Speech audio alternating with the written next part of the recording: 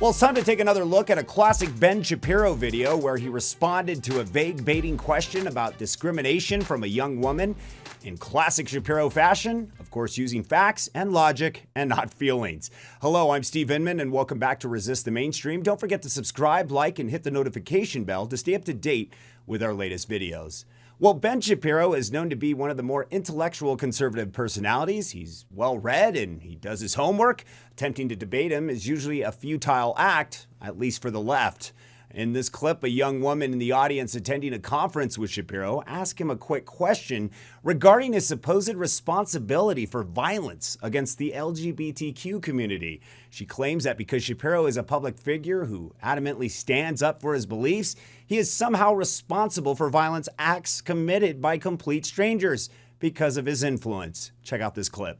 So you've come out against the rioters in Charlottesville and all their violence and bigotry. Yep. The leaders of the Charlottesville rally were empowered by the rhetoric and agenda of Donald Trump and a lot of his associates as they've come out in the Vice documentary and claimed.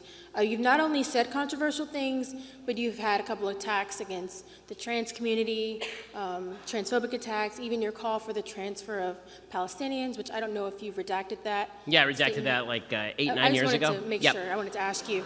No, I'm just learning about Ben. No, really, that's fine. That's fine.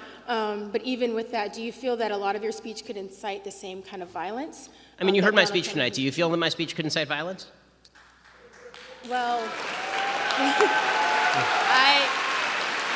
I mean that seriously. That's an honest question. I know you're asking honestly. I feel that for me, as an individual, it isn't, but I could see how a lot of your points I really disagreed with. I literally have a list of and that's fine. I mean, that's the good part, right? Where we disagree and we can have a conversation. I just was wondering in terms of, and what I mean by inciting violence is encouraging the same people who believe in like your transphobic beliefs, even that like homophobia is a sin based on your religious beliefs. Do you believe that because of what you say, you can encourage a lot of people to act on those beliefs? So I have a very strong standard with regard to incitement, and I'm very consistent about this. If I'm not telling somebody to commit violence, I am not inciting them to violence. I've held the standard for Barack Obama when he was saying anti-police things, and then somebody went and shot up some police officers in Dallas.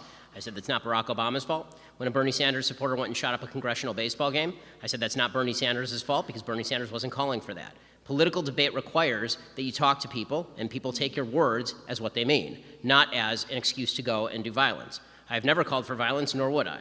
As far as the idea that my words are some sort of attack, a violent attack, for example, on folks who are transgender, my view. I'm not saying I know, but I'm responding to the people who are not you who might say that. Okay. So the idea that I am transphobic, for example, this is a bizarre kind of attack in the sense that I don't know that I've ever exhibited phobia of trans people. I'm not afraid of trans people. Well, transphobia is more along the lines of prejudice against the trans So community. I actually think that your first characterization was right. I think that transphobia is really disagreement with the basic principle that the trans community is trying to purvey, which is that people's sex is malleable, that people can move from male to female, and that it is my job, objectively, to now call them the name they wish to be called, and to teach my children that men can be women and women can be men. I fundamentally disagree with that point. Now, with that said, is everybody in the United States entitled to the same rights? Of course, but your right does not extend to forcing me to call you what you want me to call you. That's not the way this works. That violates my freedom of speech. So in interpersonal relationships, if I were out to dinner with a trans person, would I make a point of noting their proper biological sex? No, because that would be impolite. When I'm talking about the general principle of is a man a woman or is a woman a man, the answer is I will say that a man is a man and a woman is a woman and a he is a he and a she is a she. And if I'm in a public debate with somebody, I will say the same thing. I do want to clarify that when I meant I wasn't trying to say disagreement. I was relating it to the same definition of homophobia, which is prejudice, or I tried to say discrimination. Right. So I think that again, homophobia. There are some people who actively want to do violence to people who are gay. Right. I mean, those people are not me or anybody that I agree with. Obviously, I've never at any point in my entire career ever advocated violence. God forbid, against anybody in a civilized society. That's not something that I believe in, and I think it's evil.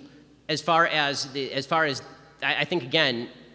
your original definition of transphobia actually is better applied here as well. I think it's disagreement with certain principles that the homosexual community wishes to espouse. What I was saying was that's not what I was. I was instead I know, of saying and I'm saying that I agree with your means. original definition and not your definition. So the definition that you made. No, I'm not saying it's mine. It's one that I Googled that I found. Right. It's obvious. You see it every single time. The seemingly unprepared woman does not accept the many straightforward and logical answers Shapiro gives her. Instead, she continues to double down as if she's ignoring the question when in fact he is addressing it directly, as seen here. And I think that definition is wrong, and I think that the one that you Freudian slipped was right, is what I'm saying. So I'm saying based on the institution of, I don't want to say the institution of Google because that's an extremely general thing to say, but in terms of as soon as you search transphobia, homophobia, this is what comes up. Right, and I Do think, you feel like even though you're disagreeing with transphobia, with the trans community, which I believe we all have our own disagreements, I'm asking, do you feel that the fact that with your disagreement, you're inherently, through the institutions that have provided these definitions, discriminating against trans community. And I'm saying, thus encouraging other people to follow. So I know here's it's a long question, but I had to encapsulate a lot of things. So here's what I'm saying. I disagree with either their definition is wrong or it's overly broad in its application. Okay. So if the idea is that if I say a man is a man and a woman is a woman is inherently transphobic, that's not discrimination, that's disagreement. If they say that's discrimination, they're overly applying their own label. I think when you say they're mentally ill, that gives off. I have said, and I will continue to maintain, that gender dysphoria or gender identity disorder, whichever DSM you choose to use, is a mental illness. That is, and that. The problem with liberal ideology is how much it relies on emotional appeal. If you believe in it hard enough, well, it must be true, regardless of the facts. This is why Shapiro is so effective in shutting down overconfident skeptics, as seen here. And again, God forbid that it should be said with any animus, because this is not said with animus. When people are suffering, these are clearly folks who are suffering. When people are suffering, you shouldn't be saying stuff with animus. I'm not saying that as a gotcha to people who are transgender. The point that I'm making is that when a society begins treating folks who have mental illness as though they are representing an objective reality, they are doing no service to the people who actually suffer from a mental illness. My grandfather suffered from schizophrenia, paranoid schizophrenia. He was institutionalized. If the doctors had said to him, Nate, you're fine. We believe that the radio is actually talking to you. That is not a service to him. That would have been terrible for him. Right? They put him in an institution. They gave him lithium, and it helped. Now, I'm not saying there's even a great solution for folks who have gender identity disorder or gender dysphoria, because the solutions that I've seen, including transgender surgery, are not intensely effective from all the studies that I've seen. It's a tragic, tragic situation. But the solution is not to redefine as a society what sex means along anti-biological lines. As far as the homophobia point, it's my own religious belief about the sinful nature of particular people's behavior should have no impact on how you act in a free country or how you think. It's a free country. Do what the hell you want. Right? There's religious ben, which is what I think is sinful, which is Jews who violate Sabbath, right? Jews who eat shellfish. Right? There's a lot of things that we think are sinful in Judaism. Right? And then there's the stuff where do what you want because it's a free country. I think people do a lot of sinful stuff all the time, and I'm not calling them on it. Right? I think the people who are living together outside of marriage are sinning according to my traditional religious beliefs. It's a free country. Do what you want.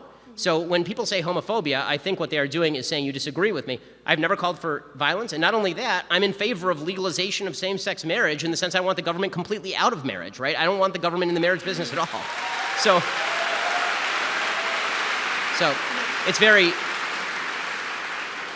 So I think that what bothers me is when folks assume that a disagreement means that they can ascribe animus, anger, hatred, wish for violence to me. Which is what a lot of the Charlottesville rioters were doing. Well, the Charlottesville rioters were garbage people. I mean, I did 2 full episodes on how garbage the Charlottesville rioters were. I mean, this has been really great, actually, to have this dialogue. But I think I was the #1 target of the alt-right in 2016, according to the Anti-Defamation League. I looked you up. I know.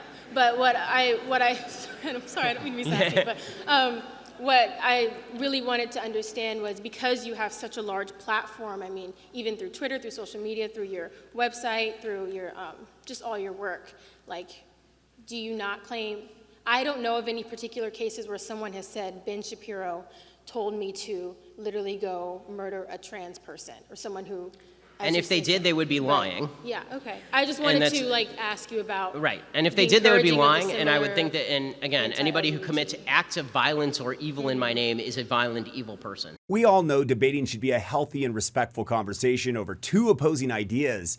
But unfortunately, when the person you're trying to convince is so blindsided by emotional tunnel vision, it's nearly impossible to get through rationally. Sometimes you just want to pull your hair out. Sometimes you just have to walk away. Again, I'm Steve Inman with Resist the Mainstream. Don't forget to like, subscribe, and hit the notification bell to stay up to date with the latest videos. Until next time, take care, and we'll see you then.